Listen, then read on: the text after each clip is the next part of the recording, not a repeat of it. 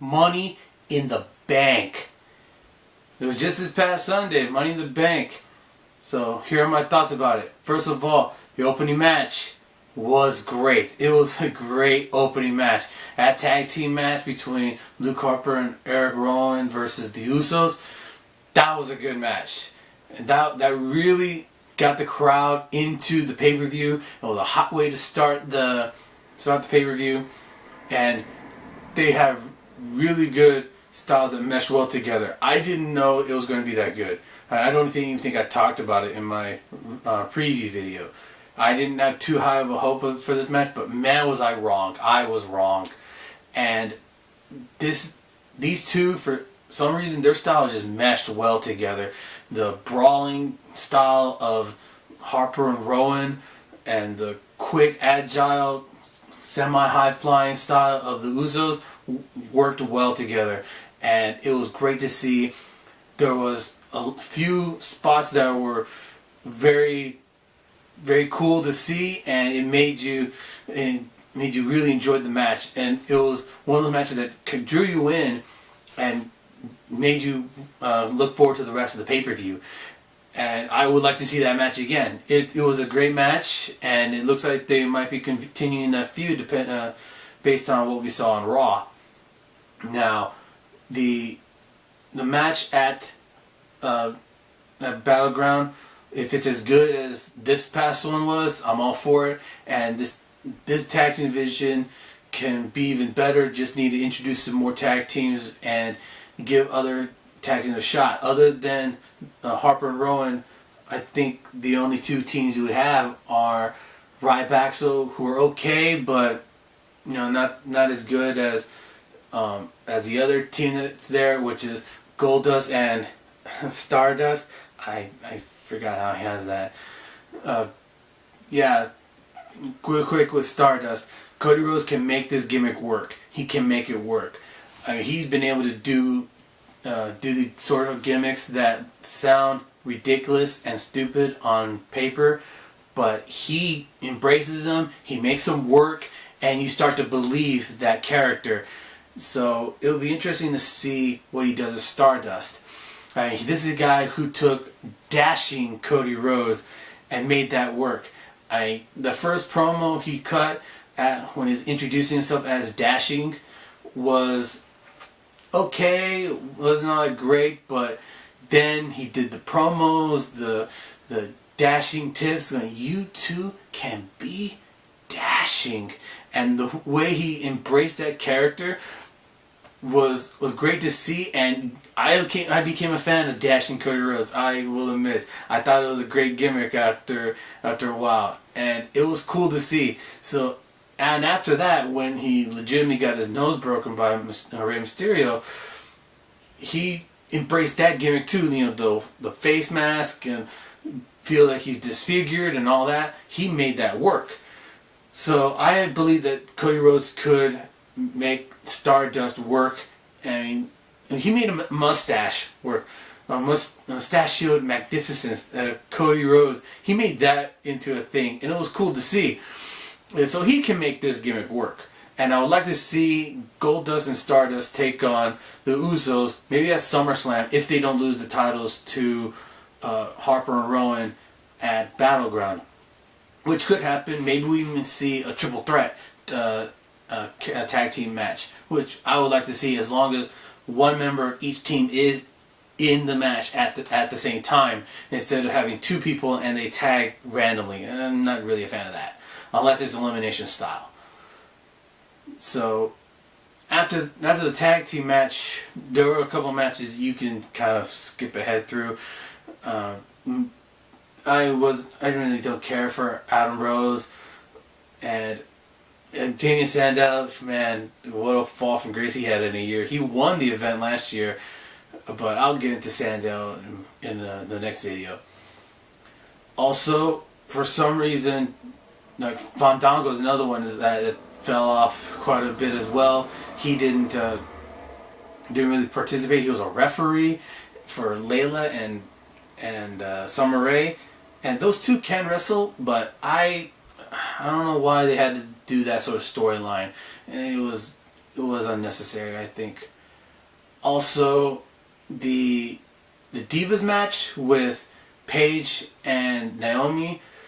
Naomi's an athletic wrestler, an athletic person, but she kind of reminds me of like a female John Morrison in the sense that Morrison did not have great wrestling skills. He was flash, that sort of thing. And Naomi needs to work on the other part of it, not just flash, but also being able to sell and do holds, things like that. And what's weird is Paige has actually been in the background. Her championship has been the background to her last 2 title defenses on pay-per-view. At first it was Alicia Fox's Insanity, and I do dig crazy chicks, and my favorite crazy chick is, I'll talk about in a little bit. But Alicia Fox was the one in the foreground, and in this one it was the Funkadactyls breaking up, or possibly breaking up. But I don't know why. Well, I guess it makes sense to call them Funkadactyls because they're still that. I would like to see them just be Naomi and Cameron, especially now that Brodus Clay is gone. So, and hopefully now that AJ Lee, my favorite crazy chick in the WWE, has come back, and she is now the Divas champion again, we'll actually get to see a longer match between Paige and AJ. Hopefully at Battleground. I would like to see a solid match at Battleground, and at Battleground maybe Paige wins by disqualification or count-out. She wins but doesn't get the championship. And then at SummerSlam, that's when we had the big match between the two of them for the Divas Championship. And maybe then Paige will probably win it there in a decisive way, or maybe AJ will keep the title and we'll have Paige maybe develop a little bit more on the main roster. So, also, one more match I want to talk about, Big E versus Rusev.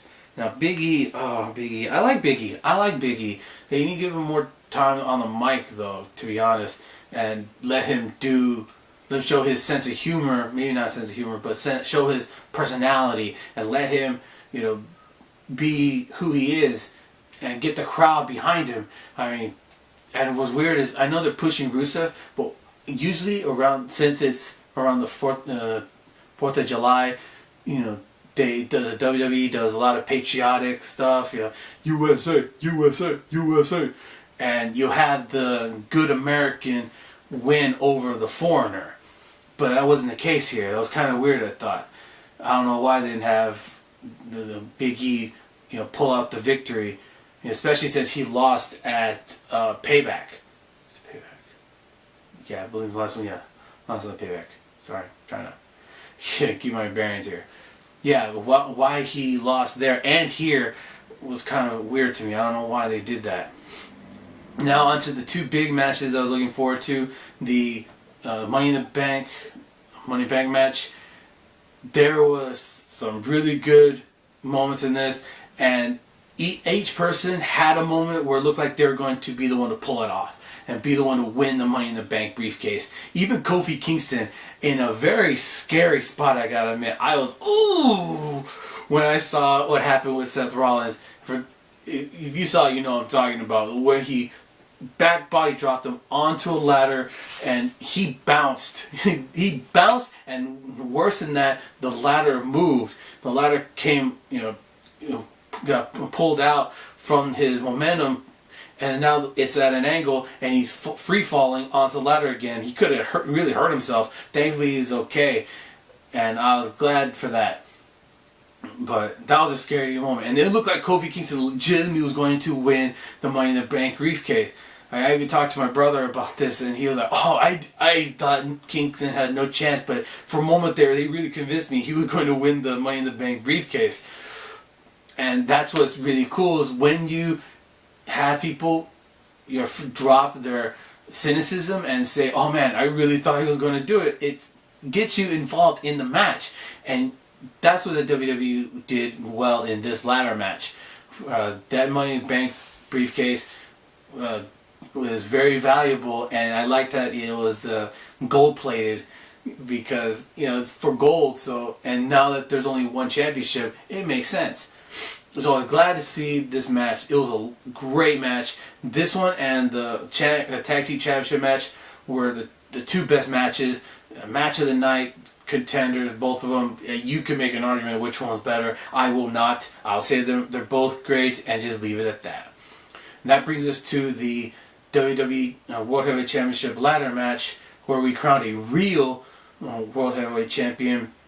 I know people will be upset that Cena won, but he, like I said, he was the safe choice, just like Orton was the safe choice as well. Orton got injured in the match. You saw, it happens. It was legit. He fell off the ladder, and then the ladder came on top of his head, caught him here. I think it was right here, from what I remember. Caught him here, and he started bleeding. It was legit.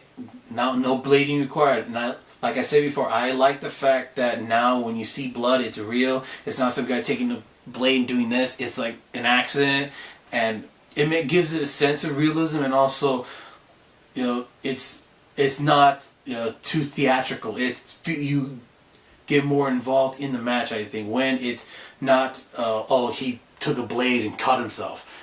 That's what it did for me. So, oh man, Orton's really showing some guts in this match, but he's not letting the referees look at him, or the doctors check him out until after the match.